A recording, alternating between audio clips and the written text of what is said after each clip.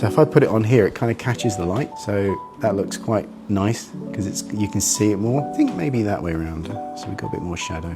So that means this is going to be under the eye. So because I'm going to glue this under his eye, as a kindness to him, I'm going to remove this edge before I stick it on just under there. I'm not going to do it everywhere else. I'm going to leave it intact. I can see where the piece is going to go. I'm probably going to glue all of this in one hit because it's quite a small piece. Let's go on with glue, cotton bud. So let's stick a piece on.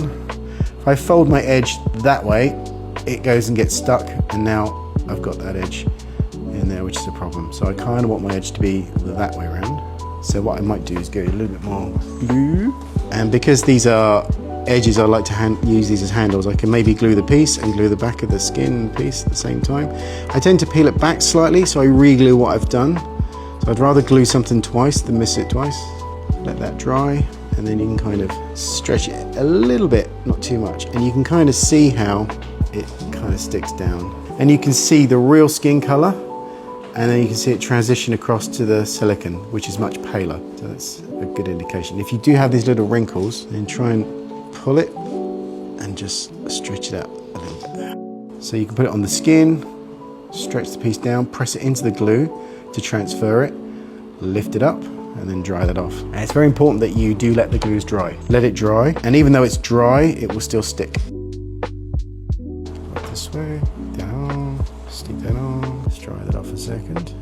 So that edge up there, what I'm gonna do, I did put glue there. I'm gonna use a little bit of alcohol, not acetone, but alcohol. And I can stretch this down, and I just use a bit of alcohol on that edge. And what it does is it's not dissolving anything. It kind of reactivates the glue, and then I can just drag these edges up into the glue that is there, and then the solvent will evaporate away, and you're left with an edge that's now repatriated where it's supposed to be. And I can do that around these edges too. Just gonna help encourage those out. So a bit of acetone, and then I'm just gonna come under the eye. So it's under the eye, but his eye is closed. This is not dripping, so it's not really a massive problem.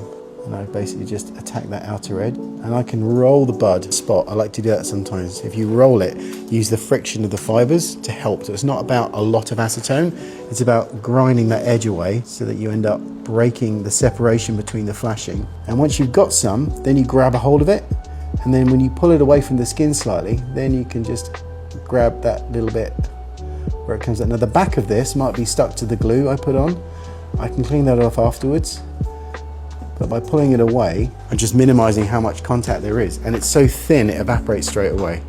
So I'm not using a brush to paint acetone that drips on it. I'm just using it very, very lightly around there. But it's not a lot of acetone.